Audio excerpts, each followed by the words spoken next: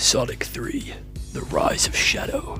What's poppin', y'all? Welcome back to another YouTube video. Today we're taking a look at my most anticipated movie for 2024, and that is Sonic 3. Keanu Reeves is coming in as Shadow.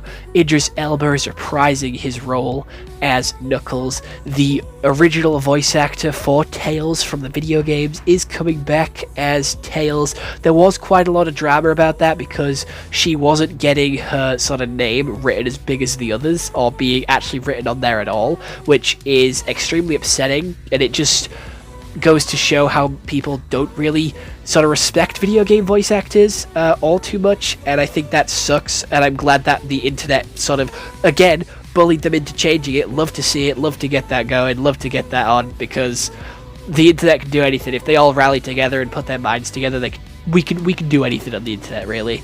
Honestly, like, banding together to get them to change Sonic's design, to get them to actually recognize one of their own voice actors is fucking brilliant work. We shouldn't have to bully them to do the second one. That should just be a given. That's just basic respect and basic sort of movie marketing, but they seem to have fucked up royally on that one.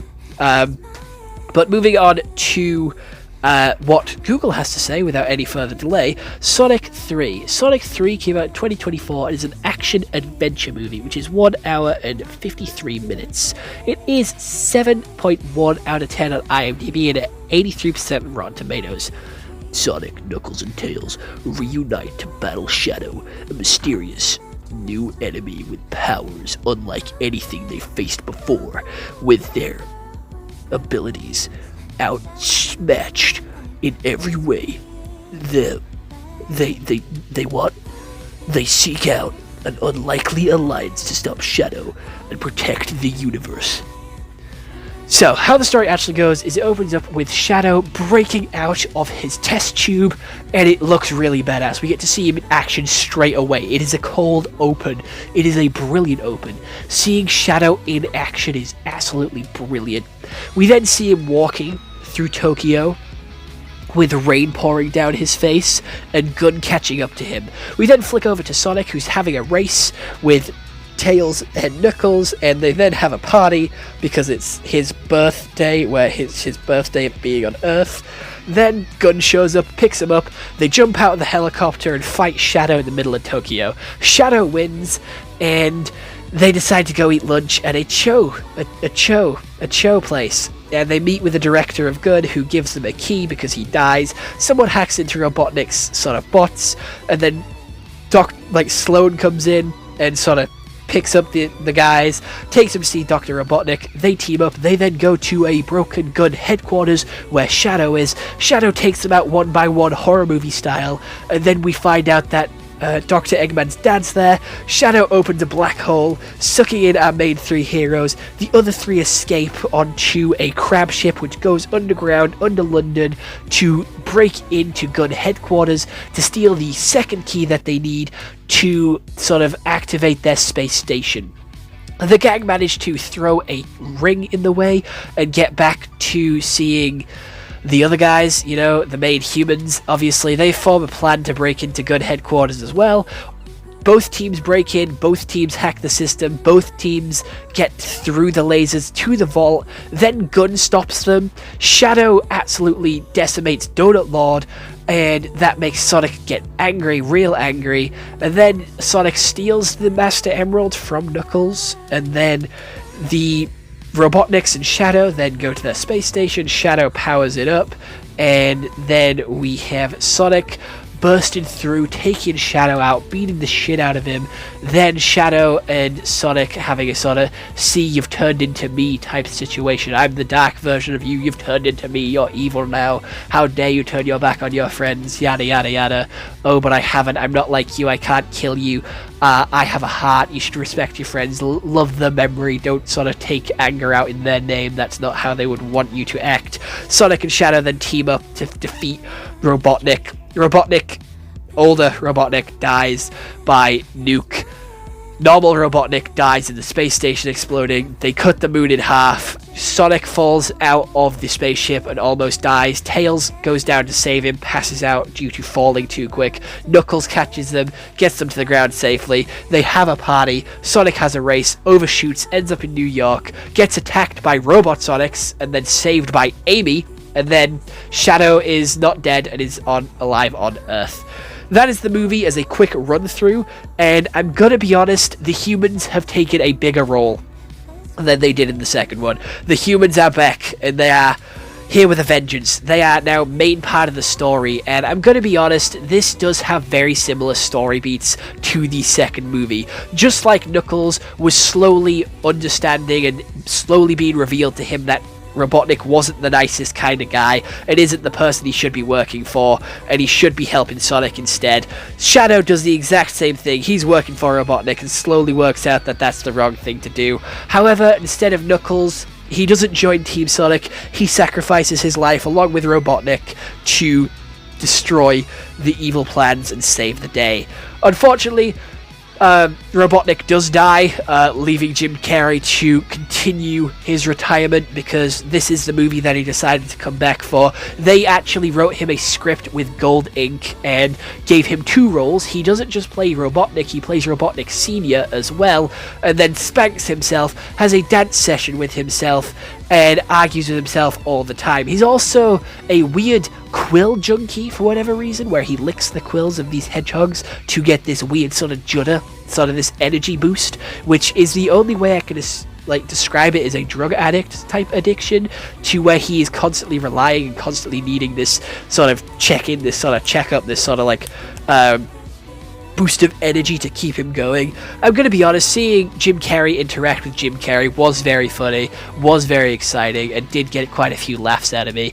There was a lot of pop culture references towards the start of the film. We had a Pikachu one, we had a Godzilla one, a Hello Kitty one, we even had a Hatsune Miku one. There were so many references towards the start of this movie, and of course, with them ending up in London, they had the stereotypical British accent take place, and it was done by pretty much every character in the sort of lineup, and I'm okay with that. I'm okay with that. I sometimes think it's funny, and by some of the characters it was funny, by others it was kind of repetitive and boring, but, you know, seeing Shadow's backstory was pretty cool, not gonna lie. Shadow had an absolute brilliant backstory, and you just love to see it. Shadow is one of my absolute favourite characters in all of Sonic. My favourite characters from Sonic are Sonic, Shadow, and Silver, so, you know, the 3 main hedgehogs, absolutely love them, and I can't wait for Silver to make his appearance in these movies, hopefully sooner rather than later. But it does look like we are getting Amy next. The action in this movie is genuinely insane. Seeing Super Shadow fight alongside Super Sonic was impeccable. It was so fucking good. I had goosebumps. It was great. I was glued to the TV. Seeing them fight in Tokyo and jump out of the helicopter like jumping out of the battle bus was fucking insane as well. Right from the get-go, this movie was action-packed. There was non-stop action, and it was beautiful. The characters were well CGI'd in, as per usual. They looked fucking clean. Keanu did an absolute impeccable job at voicing Sonic. Voicing Shadow. I think he did an absolute excellent job, and I genuinely cannot wait for the 4th one. The 4th one is coming out in 2026. I need it now, because these movies are fucking brilliant. These movies are incredible. I need more Sonic. I need Sonic now. I need it right now. Right here, right now. Like, it was a fucking brilliant movie. Seeing Maria's backstory and how accurate they actually made it with giving Shadow an actual gun. Fair enough, it wasn't a real gun. It wasn't his usual AK. It was a laser rifle. But still, they gave him a gun. And he did the Akira slide up a fucking building, then did a backflip off it and punched the shit out of Sonic. That has got to be the coldest fucking thing. Doing the Akira slide is one thing. The Akira slide is absolutely famous for being a badass sort of thing to do in movies, media, TV shows, games. But doing it up a building, then proceeding to stand on your motorbike, and then jump down like it's fucking nothing. That is impeccable. That is incredible. That is fucking brilliant. I loved that shit. That shit was so fucking good. That I cannot get enough. That shit was That shit was goated. That shit was goated with the sauce, and I cannot stop thinking about it. That is like, this is peak fiction. This is peak movie. This is great. I love that. I love that. Brilliant. It was brilliant.